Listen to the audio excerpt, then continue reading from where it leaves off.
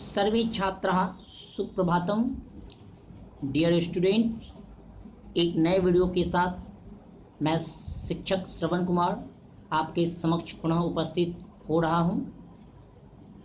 आपके समक्ष एक नया अध्याय धातु है। यह कक्षा 5 का चतुर्थ अध्याय धातु अर्थात क्रिया से संबंधित इंट्रोडक्शन परिचय आपके समक्ष रखा जा रहा है। आइए जानते हैं कि धातु अर्थात क्रिया का इंट्रोडक्शन यानी परिचय के रूप में हमें क्या क्या जानने हैं। तो यहाँ आप देख सकते हैं, किसी काम के करने या होने को क्रिया कहते हैं, अर्थात नाचना, गाना, खेलना आदि। आप देख सकते हैं कि कोई भी कार्य करने या होने को क्रिया कहा जाता है। जैसे कोई नाच रहा है या कोई गा रहा है या फिर कोई खेल रहा है, यानी किसी कार्य को करने का यह परिचय दिया जा रहा है, इसे क्रिया कहा गया है। संस्कृत में इन क्रियाओं को धातु कहते हैं। संस्कृत भाषा में इन्हीं क्रियाओं को धातु का रूप दिया गया है, धातु का नाम दिया गया है तथा इनके अनेक अलग अलग रूपों को धातु कहते हैं। जैसे लिख, यह संस्कृत शब्द है जिसका अर्थ होता है लिखना। तो लिख धातु का अर्थ है लिखना। गम धातु का अर्थ है जाना। ये हिंदी रूपांतरण हो गया और ये संस्कृत रूपांतरण हो गया। अब आप देख सकते हैं कि नीचे एक धातु के वर्तमान काल अर्थात प्रेजेंट टेंस के रूप में दिए जा रहे हैं। इसे संस्कृत भाषा में देखिए लट लकार कहते हैं। हिंदी में वर्तमान काल, संस्कृत में लट लकार। जैसा कि आप लट लकार से संबंधित सूत्र को आप कक्षा 4 में पढ़ चुके हैं। एक धातु आपके समक्ष रखा जा रहा है धाव, जिसका अर्थ होता है दौड़ना। तो इसे लट लकार यानी वर्तमान काल के आधार पर आपके समक्ष कुछ चित्र के माध्यम से उदाहरण दर्शाए गए हैं। जैसे आप देख सकते हैं कि यहाँ पर एक लड़का दौड़ रहा है, यहाँ पे 2 लड़के दौड़ रहे हैं और यहाँ पे बहुत सारे लड़के दौड़ रहे हैं। तो इस प्रकार से यह एक वचन, द्विवचन और बहुवचन हुआ। तो पुरुष के आधार पर और वचन के आधार पर यहाँ पे कुछ रूप आपके समक्ष रखे जा रहे हैं। तो आइए देखते हैं क्या है। प्रथम पुरुषः एक वचन में दिया गया है, मध्यम पुरुषः और उत्तम पुरुषः यह एक वचन में, और यह तालिका द्विवचन में और यह तालिका बहुवचन में दिया गया है। जैसे धाव प्लस ती, आप देख सकते हैं कि सभी धातुओं के अंत में ती, त, अंति, सी, थ, ठ, आमी, आवह, आमह, ये आपका वर्तमान काल अर्थात लट लकार का ये सूत्र है। तो इस प्रकार से यह धातु का निर्माण हुआ। जैसे धावती यानी वह दौड़ता है, यह एक वचन के लिए है। धावतः वे दोनों दौड़ते हैं, और धावंती वे सब दौड़ते हैं। उसी प्रकार से मध्यम पुरुष। डियर स्टूडेंट, जैसा कि आप जानते हैं कि प्रथम पुरुष, मध्यम पुरुष और उत्तम पुरुष के बारे में मैंने पिछले क्लास में इसकी विस्तृत जानकारी दी है। धावसी तुम दौड़ते हो, धावता तुम दोनों दौड़ते हो, और धावत यानी तुम सब दौड़ते हो। उसी प्रकार से धावामी मैं दौड़ता हूँ, धावावह हम दोनों दौड़ते हैं या हम दो दौड़ते हैं, दोनों एक ही शब्द को व्यक्त करता है, शब्द के अर्थ को व्यक्त करता है। और धावामह हम लिखते हैं या हम लोग लिखते हैं या हम सब लिखते हैं। इस तरह से यह एक तालिका दिया गया वचन के आधार पर और पुरुष के आधार पर, है ना। धातु को 2 प्रकार के होते हैं। धातुएं 2 प्रकार की होती है, एक होता है अपरिवर्तनीय एवं परिवर्तनीय। अब हम जानेंगे कि परिवर्तनीय धातु क्या होता है और अपरिवर्तनीय धातु क्या होता है। तो आप देख सकते हैं कि अपरिवर्तनीय धातु जो धातुएं अपने मूल रूप में प्रयोग की जाती है, अर्थात कहने का अर्थ यह है कि उसका अपना मूल शब्द होता है, है ना, ऐसा धातु जो अपने मूल रूप में प्रयोग किए जाते हैं उन्हें अपरिवर्तनीय, जो परिवर्तित ना हो वो अपरिवर्तनीय। अर्थात पट धातु है तो पांचों लकारों में इसका रूप पट से ही बनेगा, भ्रम का भ्रम से ही बनेगा, नम का नम से ही बनेगा, हस का हस से ही बनेगा। इसका रूप कभी बदलता नहीं है। जैसे आप देख सकते हैं पट, पढ़ना अर्थ है इसका, और इसका एक वचन, द्विवचन, बहुवचन में आप देख सकते हैं कहीं पर भी इसका रूप जो है पट से कुछ और बदला नहीं, सभी जगह पट का ही प्रयोग विशेष तौर से किया गया है। अब आपके सामने कुछ अपरिवर्तनीय धातु रखे जा रहे हैं बहुत सारे एग्जाम्पल के तौर पर। जैसे लिख है, लिखना, आप देख सकते हैं कि एक तरफ धातु है, एक तरफ अर्थ है ना, और इसका एक वचन, द्विवचन और बहुवचन रूप एक चित्र के माध्यम से आपके समक्ष दर्शाया जा रहा है ताकि आप इसे अच्छी तरह से समझ सकें। तो यह अपरिवर्तनीय धातु के बारे में हम जान रहे हैं, है ना। लिख का लिखना, नम का नमस्कार करना, क्रीड का खेलना, खाद का खाना, और इस प्रकार से इसका रूप भी दिया गया है, एक वचन, द्विवचन, बहुवचन। हंस का हंसना, जैसा कि हमने बताया था, है ना, उसी तरह से यह भी एग्जाम्पल दिया गया। जैसे लिख है, लिखना, तो लिखती एक लिखता है, लिखता दो लिखते हैं, और लिखंती अर्थात वे सब लिखते हैं। तो इस प्रकार से यह बहुत सारे एग्जाम्पल आपके समक्ष रखे जा रहे हैं, है ना। इसे अच्छी तरह से स्मरण करें, पढ़ें, और किसी भी प्रकार की कोई समस्या हो तो वीडियो को अंत तक देखने के बाद आप सवाल करें। आगे आप देख सकते हैं कि इसी तरह से बहुत सारे एग्जाम्पल आपके समक्ष रखे जा रहे हैं।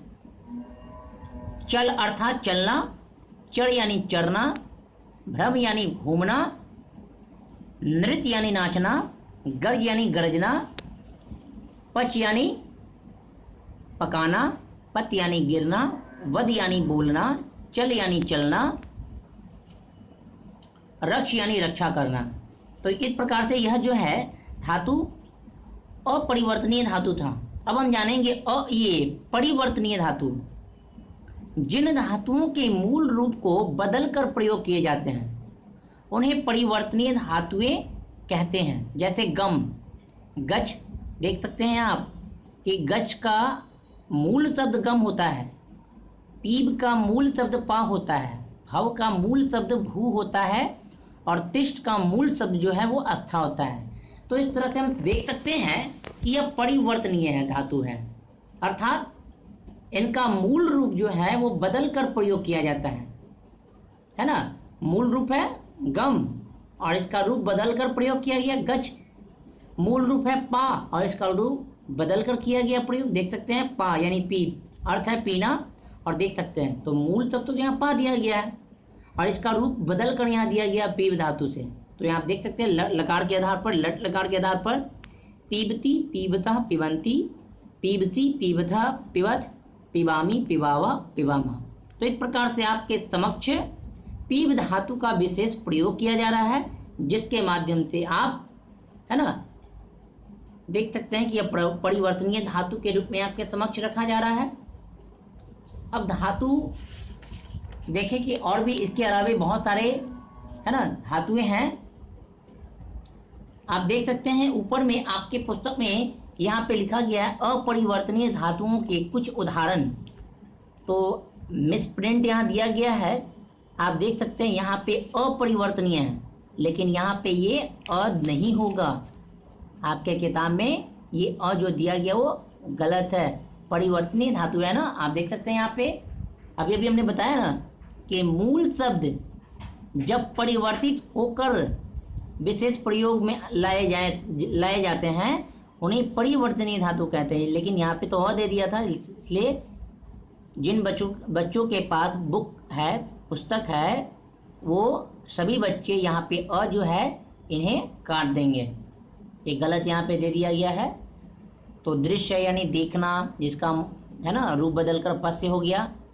गम यानी गच, है ना, इसका मूल रूप गम है, रूप बदला तो गच हो गया, जिसका अर्थ जाना होगा। उसी प्रकार से यहाँ पे आप देख सकते हैं कि यहाँ पे कुछ गलतियाँ और भी हैं। यहाँ पे हलंत होना चाहिए और यहाँ पे भी हलंत होना चाहिए, है ना। और इस प्रकार से आप देख सकते हैं गय यानी गाना, इसका देखिए रूप बदला तो यहाँ पे गाय हो गया और दा का रूप बदला तो यक्ष हो गया, जिसका अर्थ देना। इस प्रकार से यहाँ पे आप देख सकते हैं इसका एक वचन, द्विवचन और बहुवचन के आधार पर यहाँ पर भी रूप बदला गया है। इस प्रकार से त्रि यानी तैरना, यानी इसका रूप बदला तो तर हो गया, घड़ा का रूप बदला तो जिग्र हो गया अर्थात सूंघना। इस तरह से डायग्राम के माध्यम से आपको यहाँ पे समझाया गया है। अब यहाँ पर विशेष रूप से आप सभी लोग समझिए, ये बड़ा ही महत्वपूर्ण है ना। ये आपके सीनियर क्लास के लिए भी इम्पोर्टेंट है, VVI अच्छी तरह से इसे समझें। वर्तमान काल में धातु रूप बनाते समय धातुओं में निम्न प्रत्यय जोड़ते हैं। अब जैसे देखिए कि यहाँ पे पुरुष दिया गया, यहाँ वचन दिया गया है, तो कोई भी धातु यहाँ पे आप रख दें। और जैसे मानकर चलिए कि जिग्र धातु है ना, यहाँ देख सकते हैं जिग्र धातु है, और जिग्र धातु में जैसे ही हम ये अति जोड़ते हैं, है ना, तो जिग्र प्लस अति ये दोनों मिला तो क्या बना, जिग्रति। यहाँ पे आप देख सकते हैं धातु जिग्र है और मैंने अतः जोड़ा तो जिग्रत, और धातु मैंने इसमें जोड़ा जिग्र, और अंति मैंने इसमें लगाया तो ये क्या बन गया, जिग्रंती। तो इस प्रकार से जिग्रसी, जिग्रथा, जिग्रथ। आप देख सकते हैं यहाँ पर भी कुछ प्रयोग गलत कर दिया गया है ना। यहाँ पे हो जाएगा क्या, अत, है ना, यहाँ पर भी अत हो जाएगा, यहाँ पे गलत दिया गया है। और इस प्रकार से यहाँ आमी यानी जिग्रामी, जिग्रावा, जिग्रामा, है ना। तो इस प्रकार से आप देख सकते हैं एक धातु दिया गया पट के आधार पर यहाँ दर्शाया गया है। आप देख सकते हैं पठती, पठता, पठंती। और इसमें आप ध्यान दें, ये कक्षा 4 में भी मैंने बताने का प्रयास किया था। शह ये प्रथम पुरुष के एक वचन में उसका प्रयोग किया जाता है, तो द्विवचन में और ते बहुवचन में। उसी प्रकार से मध्यम पुरुष में त्वम, युवाम, यूयम, और उत्तम पुरुष में अहम, आवाम, वयम।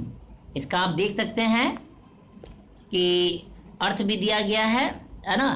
तो इसे अच्छी तरह से पढ़ें। यहाँ पे दर्शाया गया है सह पढ़ती अर्थात वह पढ़ता है, तो पढ़ता आप देख सकते हैं यहाँ पे, है ना, दर्शाया गया है ना। तो पढ़ता अर्थात वे दोनों पढ़ते हैं, और ते पठंती अर्थात वे सब पढ़ते हैं। तो इस प्रकार से सा पढ़ती ये पुल्लिंग के आधार पर था और ये स्त्रीलिंग के आधार पर है। सा पढ़ती यानी वह बालिका पढ़ती है, और यहाँ पे देख सकते हैं ते पढ़ता यानी वे दो बालिकाएं पढ़ती हैं, और तह पठंती अर्थात वे सब बालिकाएं पढ़ती हैं। तो इस प्रकार से आप देख सकते हैं प्रथम पुरुष, मध्यम पुरुष और उत्तम पुरुष आपके समक्ष रखा जा रहा है। उदाहरण के तौर पर आप इसे अच्छी तरह से पढ़ें, समझें, और किसी भी प्रकार की कोई समस्या अगर होती है तो आप सवाल करें, है ना। अंततः आपके समक्ष अभ्यास कार्यक्रम आया है ना, और इसे अच्छी तरह से आप सॉल्व करें। जिन लोगों के पास पुस्तक नहीं है तो वो अच्छी तरह से आप देख सकते हैं। प्रश्न मैंने 1 को अच्छी तरह से मैंने कर दिया है, आप इसे स्क्रीनशॉट के रूप में भी रख कर आप सॉल्व कर सकते हैं। प्रश्न 2 को भी आपके समक्ष मैंने रखा है, प्रश्न 3 को भी हमने रखा है आपके समक्ष, और प्रश्न 4 देखिए संख्या यहाँ पे 2 के बाद यहाँ पे 4 दे दिया गया है ना, आप देख सकते हैं। उसके बाद ये है प्रश्न आपके समक्ष, फिर उसके बाद आगे आप देख सकते हैं कि आपके समक्ष अगला प्रश्न ये है। नेक्स्ट आपका प्रश्न जो रखा जा रहा है वो ये है,